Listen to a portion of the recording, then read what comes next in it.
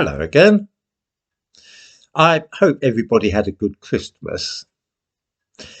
Every so often, one reads newspaper articles or watches little pieces on the television which suggest that having an African name, or perhaps a Muslim one, will discourage employers from recruiting you. Most of these news items are simply one or two people saying that this is so without offering any evidence for their assertion.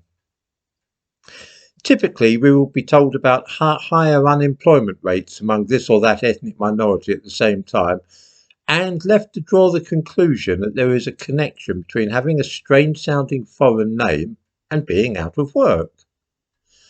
There is, of course, more to this than meets the eye. The first link which I give in the description to this video is a classic example of this kind of thing. It is about a young black woman called Mary Ibiyimi who attributes her unemployment to her name. She says, "I feel that if you're from the black or Asian communities, if you have a hard sounding name, then they are less likely to take the time to get to know the person, the pronunciation, and try to work with you as a person." She feels, in other words, this is what is known as her lived experience. It's not borne out by the statistics, of course, because Indians tend to be more likely to be in employment than white people or black people. The same thing goes to Chinese people. And I might mention that I did a video recently about the number of Chinese people who have qualified as barristers this term. About 90% of the people who qualified had what I would describe as very difficult names. They were nearly all Chinese or South Asian. So it doesn't seem to have acted as a deterrent. Now, having weird names that most of us can't pronounce hasn't actually militated against their interests. There may be 100 reasons why this young woman, Mary Ibiyimi, is out of work, of course. The first thing one notices about such news items is that they never feature people of Chinese origin, whose names are even more difficult to pronounce than that of Mary Ibiyimi. This is, of course, because people of Chinese or Indian origin are more likely to be employed than white people and to be earning more as well. This is a problem which seemingly only affects black people and Muslims. Immediately, we suspect that there's more to the case than simple racial prejudice. The only studies of this supposed problem seem to be conducted by the BBC, not under controlled conditions, but rather to prove some point or other which they are making. Other than that, committees of MPs sometimes make similar claims, which, when you look hard at them, seem to consist of various random anecdotes rather than systematic studies. That black people are more likely to be unemployed than white people in Britain is indisputably true. That the cause of this disparity is racial prejudice is not immediately apparent. We look over to the United States for a moment just to see what's happening there, because it might shed some light on what we see in this country. Take the case of American orchestras, for instance. 40 or 50 years ago, there was a big fuss because people suddenly woke up to the fact that members of classical orchestras in the United States were nearly all white men. Was sexism and racism to blame for this? So it was that blind auditions became the norm. Those auditioning for a place would play behind the screen, and that way new members for an orchestra would be chosen purely on talent, on merit, regardless of sex or race. At once, the numbers of women recruited shot up, so it looked as though sexism really had been involved. The same thing did not happen, though, with black people.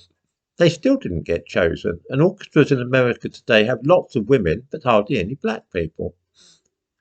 As a result, there are now calls to scrap the blind auditions and to have quotas for black people for orchestras. This will, it is suggested, be fairer to black people. In the description to this video, I give a link to a piece on this subject in which the case for scrapping blind auditions is made. The same thing has been noticed when blind recruitment is used for jobs and places at the best universities. That's the case both in the United States and in Britain.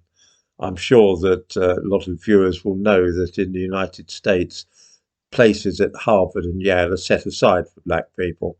They deliberately rig the recruitment process so that the number of black students I have there accurately reflects the percentage of black people in the general population. In this country, it happens, and you'll get loads of women, loads of people of East Asian heritage, really good universities, but hardly any black people. This has been so noticeable that it's generally agreed that non-racist recruitment, whether for employment or in higher education, doesn't make any difference to the number of black people being recruited. This is why many organisations now in Britain, ranging from the civil service and police to universities in the Russell Group, have abandoned the idea of a level playing field and set targets for the number of black people whom they want. This has happened so quietly that hardly anybody has noticed what is going on. I made a video the other day about the white guy who applied for a job with West Yorkshire Police, only to be told that they were not recruiting any more white men at the moment, not until they had enough black people and women. This is not uncommon today, although it's usually done more on the quiet. For many years, the clearly stated aim of those, like me, who are opposed to colour bars and restrictive practices in employment was that a level playing field must be established so that black people do not face any obstacles to getting jobs or university places. When this has been done by means of blind recruitment, it has been a complete flop, with no more black people than before getting in. The current trend is to announce grandly that your university, company, police force, hospital and so on will reflect the community they serve. This means inevitably a quota system with places reserved for black people who are unable to gain positions without extra help and are being offered places due to the colour of their skin. This is every bit as odious as denying people places because of their skin colour. It is, however, the modern thing. You'll hear people say that it's not enough now to be non-racist and that we must be actively anti-racist. This is the reality behind those fine words. It is, of course, none other than racial prejudice under a new guise.